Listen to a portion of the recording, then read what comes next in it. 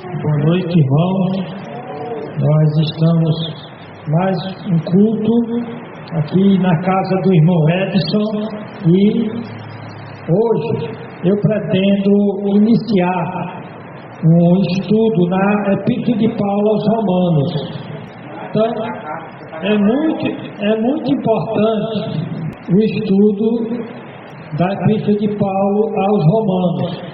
Você vai descobrir por que é tão importante o estudo desta epístola. Eu tenho, ao longo da minha vida ministerial, refletido e pensado nessa epístola. E eu gostaria que você também tirasse um tempo para refletir com a gente sobre esse evangelho da justificação. Esse evangelho da santificação, esse evangelho da glorificação. Na realidade, nós poderíamos enumerar aqui o que é chamado de ordem salutis. O que é a ordem salutis? É a ordem da salvação. A nossa salvação começou na eternidade passada, com a eleição, com a predestinação.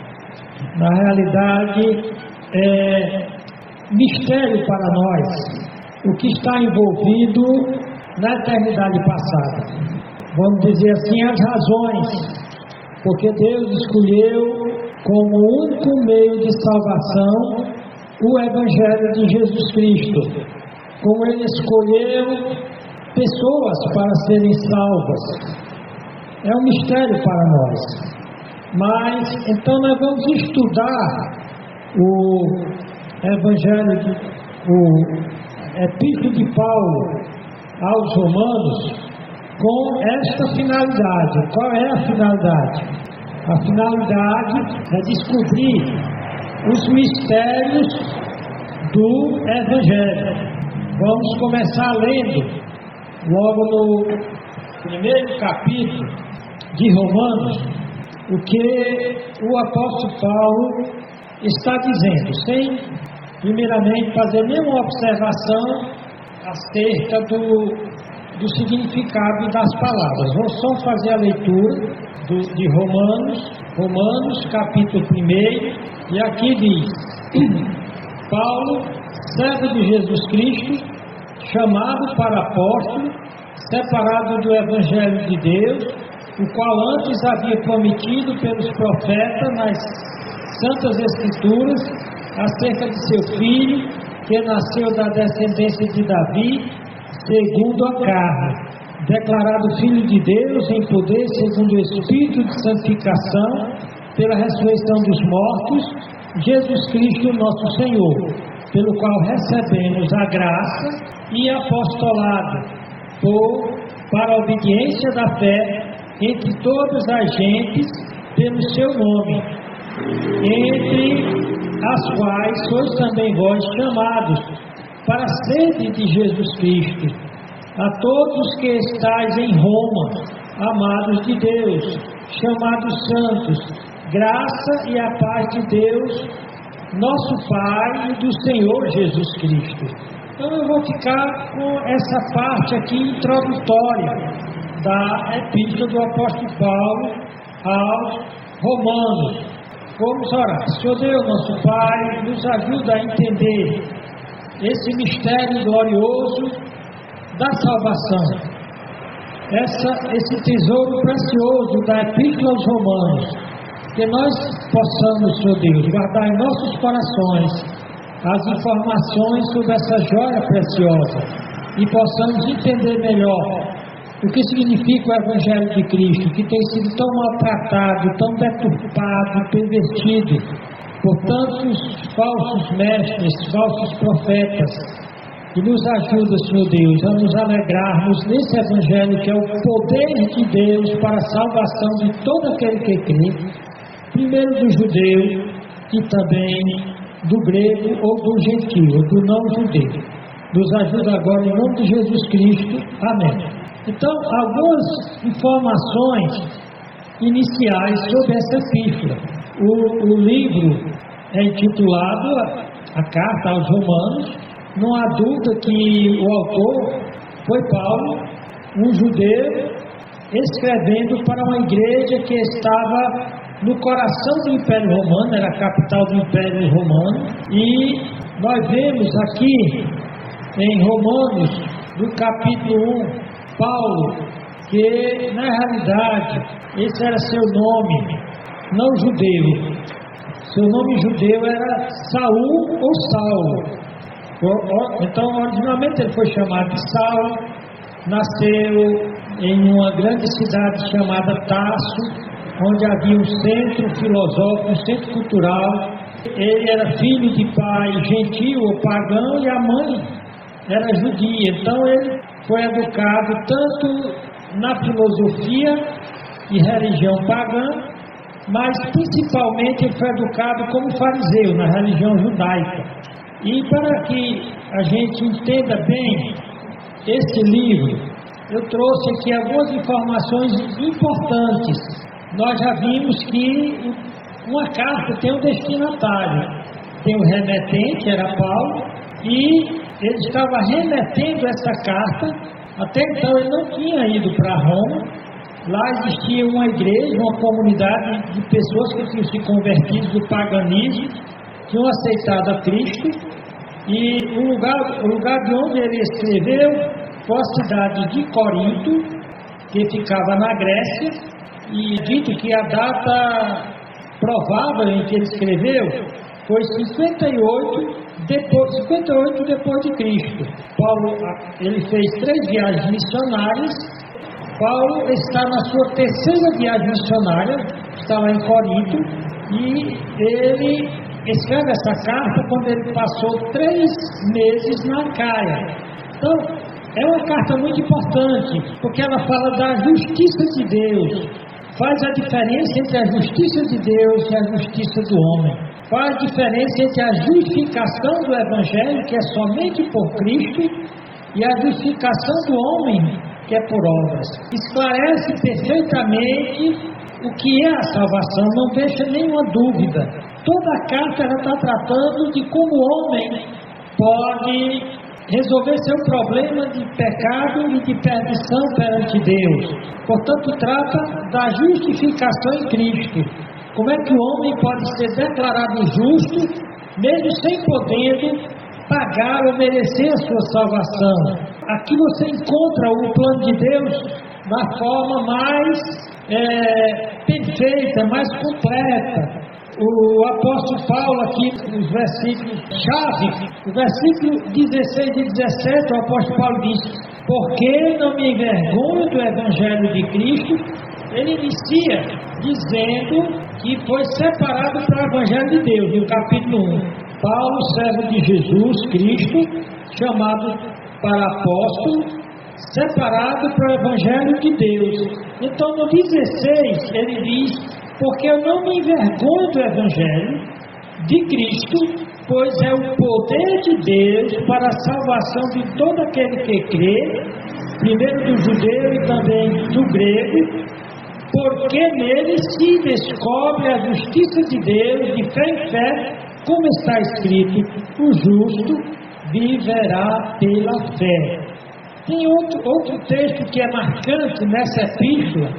Está no capítulo 3, nos versículos 23 e 24, diz: porque todos pecaram e destituídos estão da glória de Deus. Estão perdidos, está destituído da glória de Deus, é nunca poder entrar na presença gloriosa de Deus. Então, todos pecaram, que coloca a condição de cada pecador depois da queda. Aqui ele está tratando acerca da humanidade caída. Todos pecaram e destituídos estão da glória de Deus. Porém, no versículo 24, ele fala: sendo justificados, ou seja, recebendo a justiça que Cristo ganhou na cruz, que Ele morreu em nosso lugar, pagou o nosso pecado no nosso lugar. Ele recebeu o nosso pecado sobre si, a nossa culpa, e apagou lá no Calvário, na cruz, e colocou na nossa conta a sua justiça, justificados gratuitamente pela sua graça. Outra palavra-chave aqui: graça, que significa um presente, e você só vai ter se for de presente. Porque de outra sorte você não poderá ter, porque você nem pode pagar nem merecer de qualquer sorte.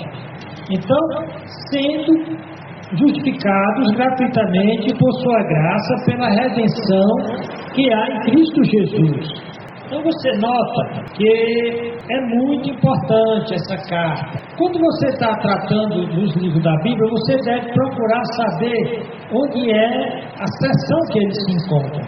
A Bíblia é dividida em duas partes: a Velha Aliança, o Testamento, e a Nova Aliança, o Novo Testamento. Então, o Velho Testamento tem os 5 livros da lei, tem os livros históricos, tem os livros poéticos, os livros proféticos. E no Novo Testamento tem os evangelhos, 4 evangelhos, tem o livro histórico de Atos, que conta a história inicial da igreja, e então começam as epístolas. E você me pergunta, o que significam estas epístolas? Especialmente o apóstolo Paulo escreveu 13. O apóstolo Paulo escreveu Romanos, 1 Coríntios, 2 Coríntios, Gálatas, Efésios, Filipenses, Colossenses, 1 Tessalonicenses, 2 Tessalonicenses, 1 Timóteo, 2 Timóteo, Tito, Filemão. Então, só que o apóstolo Paulo, uma epístola é uma carta que se manda para uma igreja ou para um indivíduo no Novo Testamento. É uma forma de literatura que existia naquela época. E aqueles que escreveram cartas no Novo Testamento foi Paulo, que foi o que mais escreveu, 13 cartas. Você tem Tiago, que escreveu 1, Pedro escreveu 2, João escreveu 3 e Judas escreveu 1 de um capítulo. E essas cartas, elas circularam naquelas regiões: Macedônia, Acaia, Ásia, Galácia, Roma. E essas epístolas, elas foram fundamentais, porque eram instruções para as igrejas, para indivíduos, acerca especialmente, de todas as virtudes cristãs, mas especialmente das 3 virtudes capitais, que são a fé, o amor e a esperança. Então essas epístolas tinham o propósito de fazer com que a igreja se unisse na fé. Como o apóstolo Paulo diz em Efésios, no capítulo 4, 13 e 15, ele diz: até que todos alcancemos a unidade da fé e do conhecimento do Filho de Deus e cheguemos à maturidade, atingindo a medida da plenitude de Cristo. O propósito é que não sejamos mais como crianças, levados de um lado para outro pelas ondas, nem jogados para cá e para lá por todo o vento de doutrina, pela astúcia e esperteza de homens que induzem ao erro. Antes, seguindo a verdade em amor, cresçamos em tudo naquele que é o cabeça. Então as epístolas, elas tratavam como o crente se tornar maduro, como o crente ser doutrinariamente são, ele aprendesse a viver conforme Paulo diz em 1 Coríntios 10, 31. Portanto, quer comais, quer bebais ou façais qualquer outra coisa, façais para a glória de Deus. Essa é a grande nossa finalidade nessa vida, é fazer tudo para a glória de Deus. Então, dos 27 livros do Novo Testamento, 21 são cartas ou epístolas, 21 de 27. Então você nota que as epístolas, elas têm o grosso da doutrina, aquilo que Jesus Cristo disse: vocês não podem receber todo o ensinamento que eu tenho para entregar, mas o Espírito Santo vai guiar vocês a toda a verdade. E foi isso que o Espírito Santo fez, fazendo com que os apóstolos reagissem aos próprios problemas que existiam na vida dos crentes da igreja com essas cartas, ensinando, orientando, corrigindo, edificando, aprofundando a espiritualidade. Como nós falamos que os autores principais das epístolas foram Paulo, ele é o grande teólogo, aí ele deu o grosso mesmo da teologia marxista, do conhecimento profundo de Deus, especialmente da salvação pela graça, principalmente da fé pela justiça de Cristo.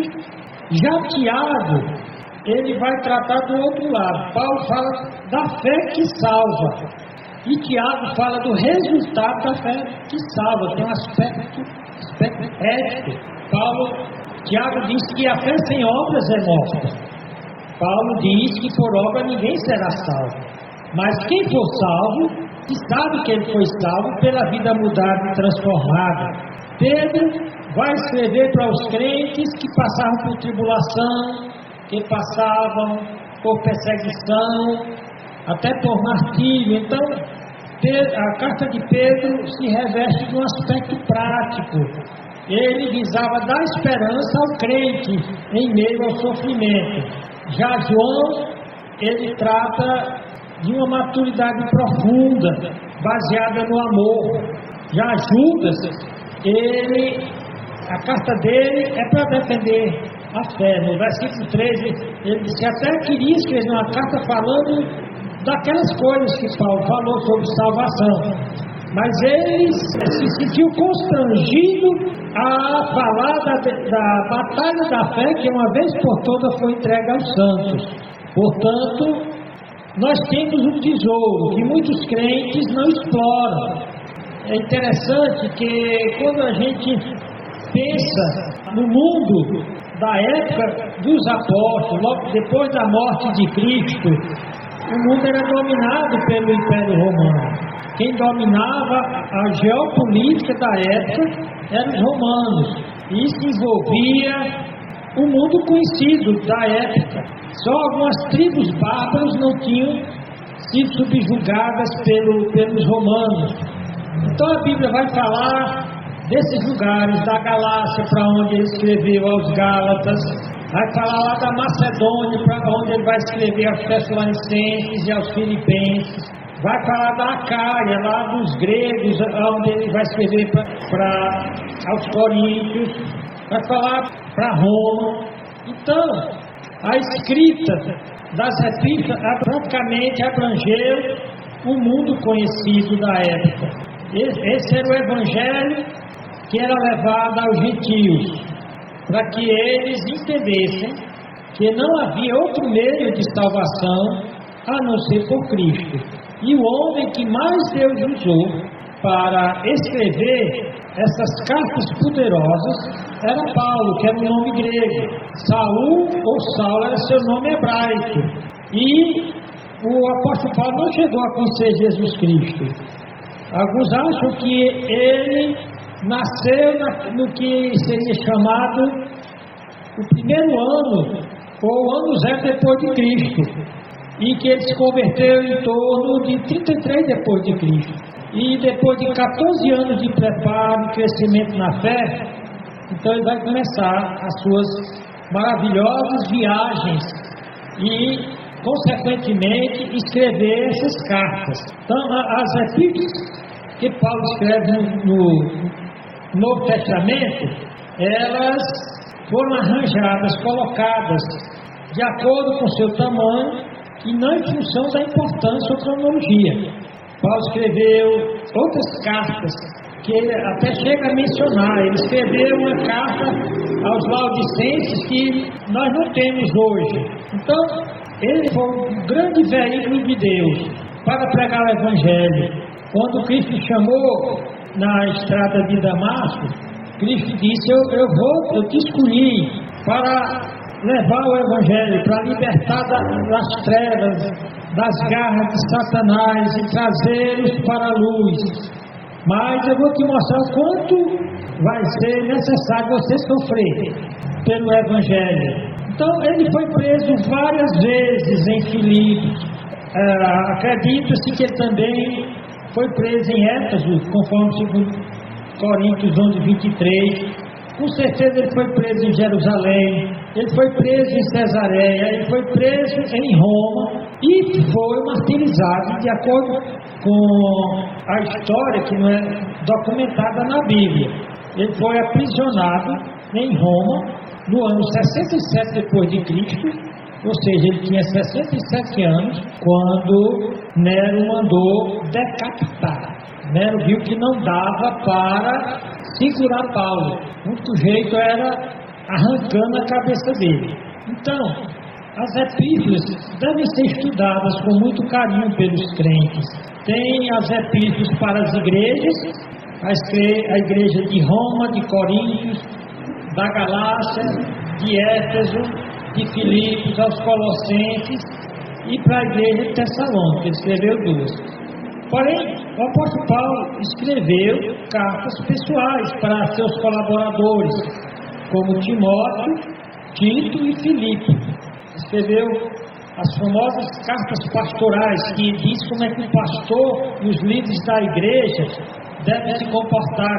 1 Timóteo e Tito. Preso, ele não ficou quieto, ele escreveu aos Efésios, são as famosas cartas da prisão, ele escreveu aos Efésios, aos Filipenses, aos Colossenses, a Filemão, e 2 Timóteo estava preso.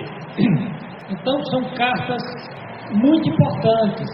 Ele praticamente tocou em todos os assuntos que são importantes para a Igreja de Cristo. Sobre o final dos tempos, ele escreveu 1 e 2 Tessalonicenses. Sobre a nossa salvação, ele escreve Romanos, 1 aos Coríntios e Gálatas. Quem quiser entender profundamente o que é o Evangelho e a salvação, são as cartas soteriológicas, de soteria, salvação, logia, estudo.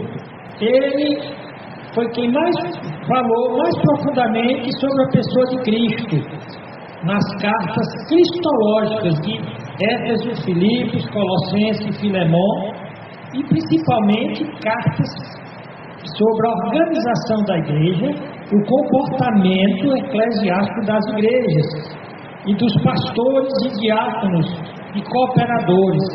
Ele discorre nas suas epístolas sobre toda a verdade cristã. Todo o ensino dele era movido pela esperança cristã, era descrevendo como é que um crente vive a vida cristã, como é que ele se comporta, a importância dos crentes serem unidos no corpo de Cristo e o crente servir com uma fé cristã exuberante, com uma esperança cristã imorredora, com um amor cristão invencível e com uma igreja que servisse, que adorasse com decência e ordem. Então, como eu falei, ele escreveu cartas. Gálatas é a primeira, ele escreveu na sua primeira viagem missionária.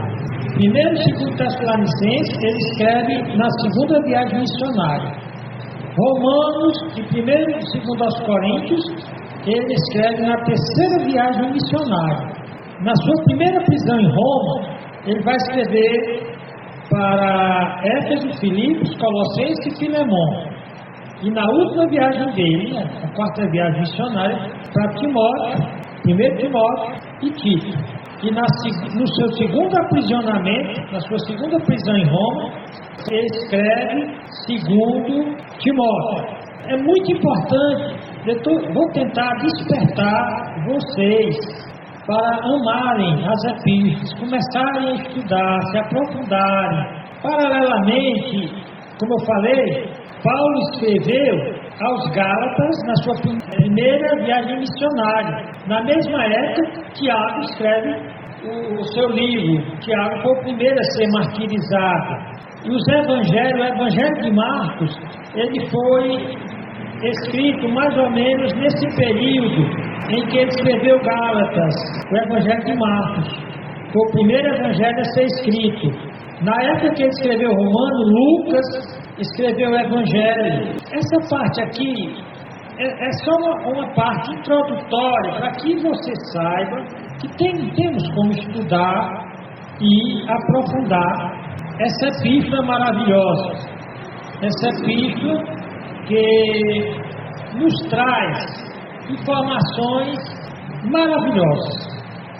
Até aqui nós temos visto que o assunto principal da Epístola aos Romanos é o Evangelho, que trata, como ele disse, é o poder de Deus, é o plano de Deus, e é o poder de Deus, é o único plano de Deus para a salvação de toda a humanidade. Existe uma maneira de evangelizar que é chamada a estrada romana.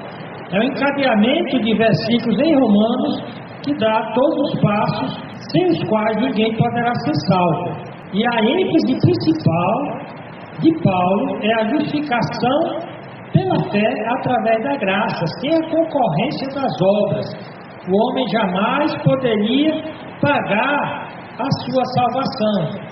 Tem outro assunto que também é importante, mas ele já vem em segundo lugar. É o lugar de Israel no plano de Deus.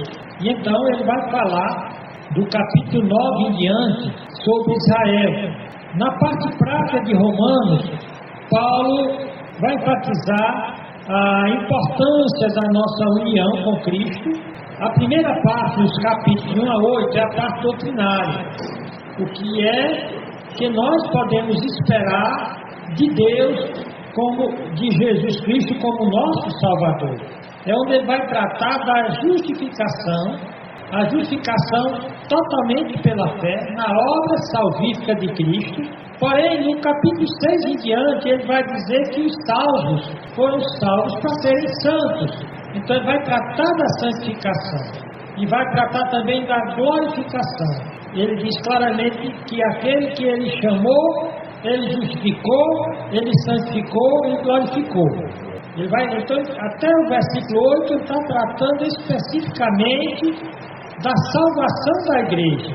Quando nós vamos para o capítulo 9 até 11, essa é considerada uma parte dispensacional que tem a ver com o plano de Deus relativo tanto aos judeus quanto aos gentios. Onde é que se encaixa a igreja em Israel e em Israel na igreja?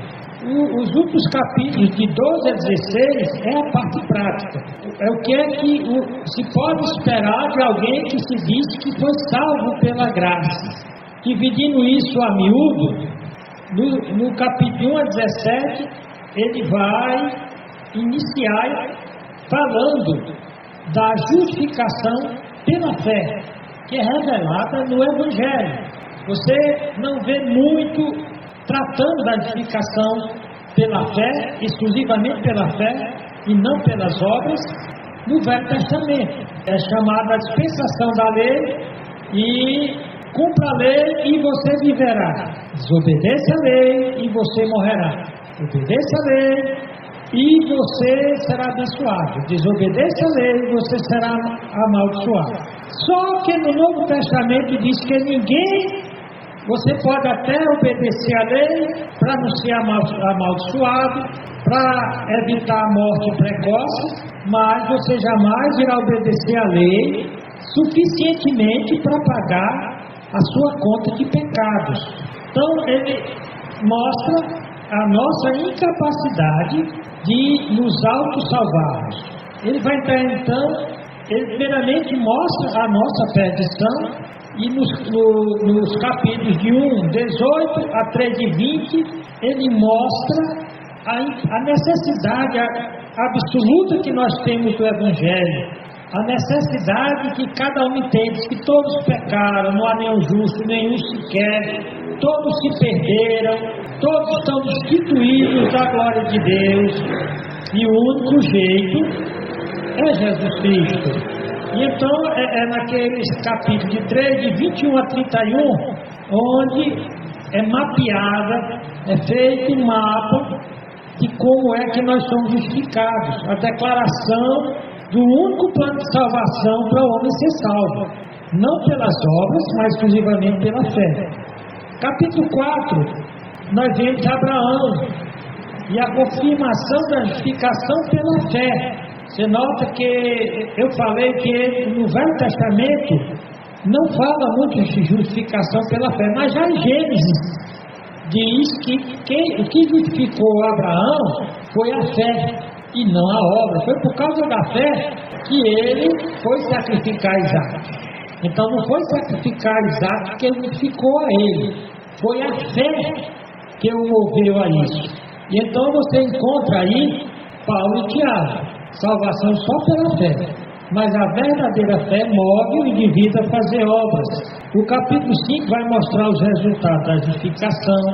O 6 a 8 vai tratar da santificação do crente, de que não é porque o crente foi salvo pela graça, que ele agora vai viver no pecado.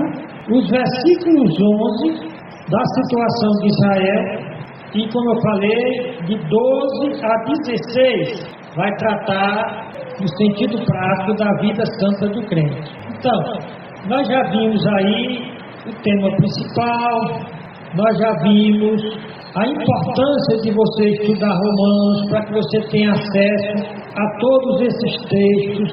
Portanto, Romanos é o manual do salvo.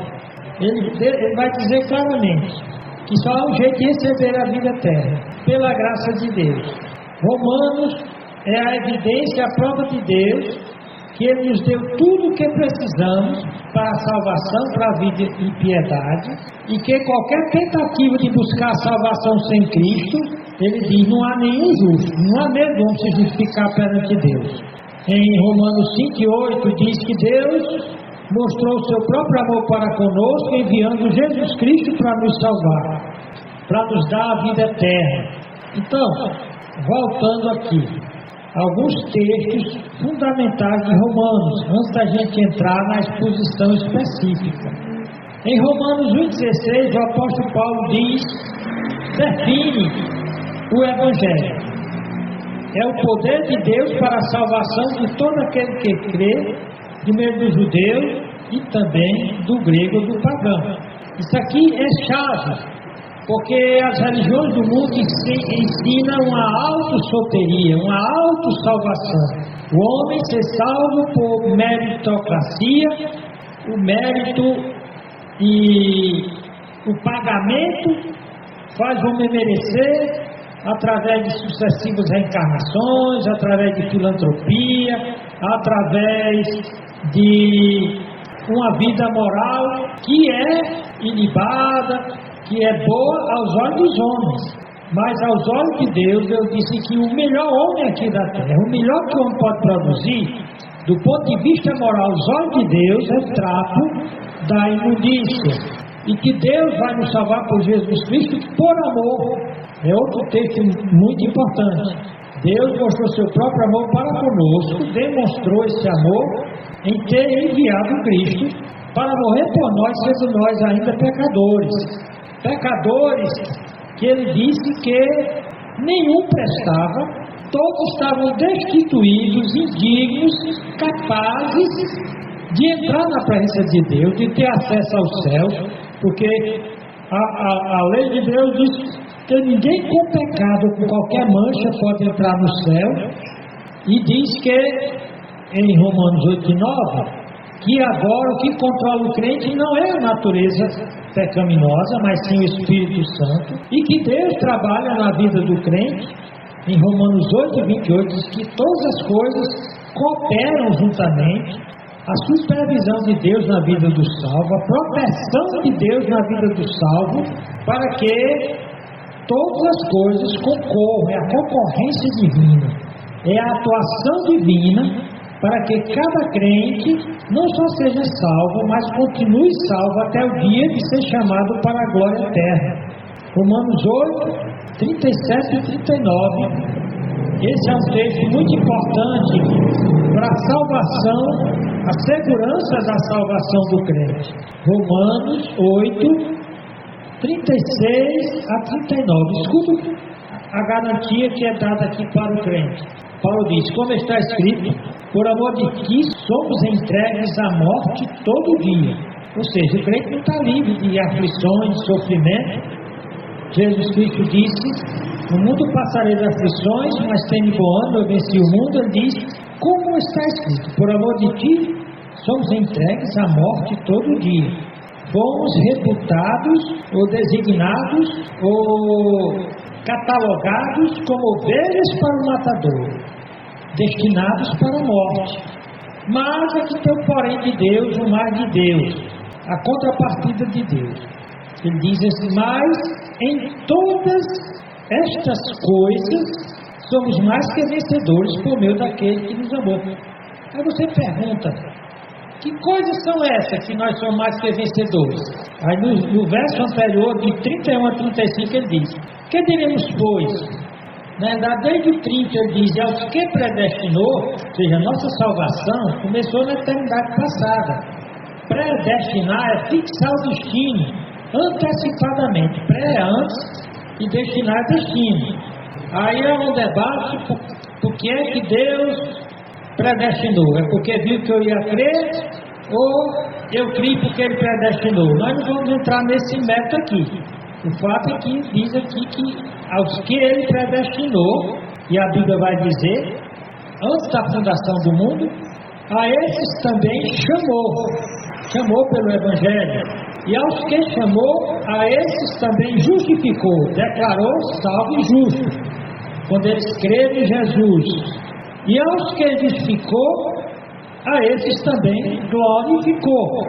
E esses que foram glorificados, entre essa justificação e glorificação, a estrada do crente é a estrada da santificação progressiva.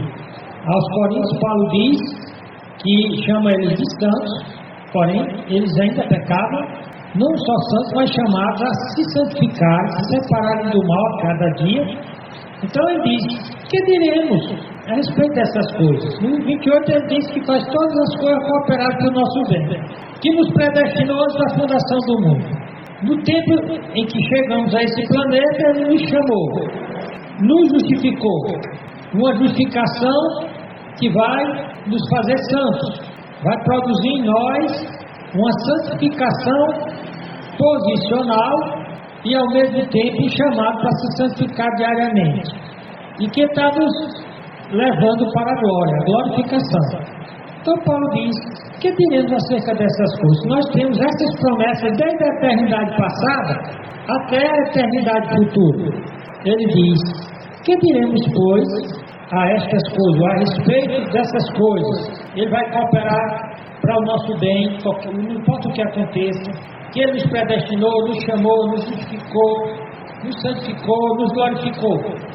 Trabalho completo. Ele diz: que diremos, pois, estas coisas? Se Deus é por nós, quem será contra nós? É isso que nós devemos dizer diante de qualquer inimigo que venha na nossa frente. Se Deus é por mim, quem será contra mim? Essa é a promessa que o crente tem. Se você é um dos eleitos, predestinados, se você é um dos chamados, justificados, que Ele está santificando e vai levar para a glória, então não tem poder que vá tirar sua salvação. Aquele que nem mesmo a seu próprio filho poupou, antes o entregou por todos nós. Como Paulo está dando esperança aqui, não importa a situação em que o indivíduo que é crente esteja. Se ele é por você, fica quieto, rapaz, sossega. Se ele tem o seu próprio filho por ti, será que ele vai negar qualquer coisa? Aquele que nem mesmo a seu próprio filho poupou, antes o entregou por todos nós, como nos não dará também com Ele todas as coisas? Lembra, no 28 de Romanos 8, ele diz que fala todas as coisas concorrerem juntamente para o nosso bem. E aqui diz que Ele vai nos dar todas as coisas que realmente nós viemos a precisar nessa jornada. Como não nos dará também com Ele, com Cristo, né? Todas as coisas. E aqui Ele vai fazer uma declaração maravilhosa. Ele vai dizer que não tem bicho que possa assombrar o crente quando ele crê nessas promessas. Não tem problema. Ele diz: quem tentará acusação contra os escolhidos de Deus, os eleitos de Deus, né? É Deus que nos justifica. Eu estou justificado, estou declarado justo, meus pecados foram pagos na cruz. Estou justo aos olhos de Deus pelos méritos de Jesus. Ele pergunta, faz uma pergunta retórica: quem os condenará? Cristo disse: as minhas ovelhas estão nas minhas mãos, ninguém arrebata, ninguém tira, nem eu lanço fora. Diz: quem os condenará? Pois é Cristo que morreu, ou antes que ressuscitou dentre os mortos, o qual está à direita de Deus e também intercede por nós. Quem nos separará do amor de Cristo? A tribulação ou a angústia? Veja bem, vai nomear todos os problemas e desgraças e tragédias que possam ocorrer na vida de um crente. Ele diz: quem vai nos separar do amor de Cristo? A tribulação vai nos separar? Não. A angústia? Não. A perseguição? Não. A fome? Não. A nudez? Não. O perigo? Não. A espada? Não. Como está escrito: por amor de ti somos entregues à morte todo dia. somos entregues como ovelhas para o matadouro. Mas em todas estas coisas, que coisas? E ele enumerou aqui: tribulação, angústia, perseguição, fome, nudez, perigo, espada. Ele diz: somos vencedores, por meio daquele que nos amou. Aí no versículo 38, Paulo vai falar de uma certeza que todo crente deve ter. Diz: porque eu estou certo, eu tenho certeza, eu não tenho dúvida de que nem a morte, nem a vida, nem os anjos, nem os principados, nem as potestades, nem o presente, nem o porvir, nem a altura, nem a profundidade, nem alguma outra criatura nos poderá separar do amor de Deus que está em Cristo Jesus, nosso Senhor. Amém? Então você nota que são textos maravilhosos. Em Romanos, no capítulo 10, 9 a 10, ele diz como, então, depois de ser chamado pelo Evangelho, que eu devo fazer. Ele diz: se você confessar Jesus em seu coração como Senhor, crer que Deus no seu coração que Deus ressuscitou dentre os mortos, você será salvo. Simplesmente crer. Agora, se eu criei, a partir do capítulo 2, ele diz: rogo, pois, irmãos, pelas misericórdias de Deus, que apresenteis os vossos corpos como sacrifício vivo, santo e agradável a Deus. E não vos conformeis com esse tempo, essa era, esse mundo, mas transformai-vos pela renovação da vossa mente. A santificação.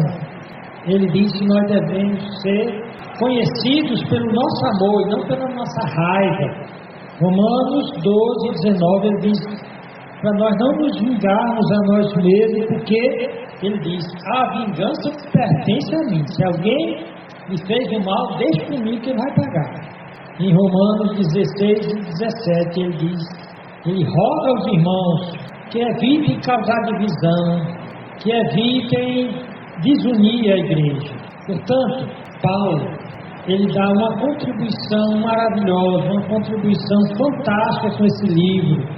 Nós vamos continuar na próxima semana tratando de Romanos. Há muita coisa maravilhosa, para a gente ver em Romanos.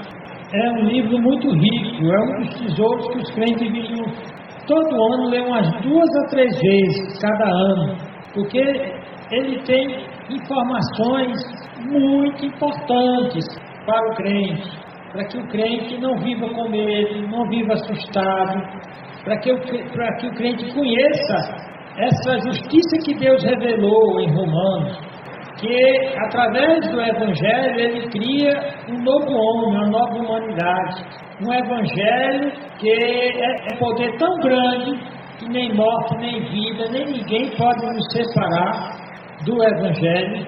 Tem uma série de coisas que nós poderíamos repetir aqui, mas eu quero que você fique com essa definição do Evangelho. Que o Evangelho de Deus é o poder para você ser mais que vencedor em toda e qualquer situação. É um poder para tirar você das garras de Satanás e da condenação do inferno e colocá-lo na estrada da salvação, justificado por Jesus Cristo e protegido por Ele, de modo que Ele diz que vai fazer todas as coisas cooperar para o seu bem, até a juízo. E que Ele enumera todo tipo de coisa ruim possível que possa acontecer. Ele diz que não há criatura no universo que vai roubar sua salvação, que vai tirar você do amor de Cristo. Louvado seja Deus. Boa noite. Amém.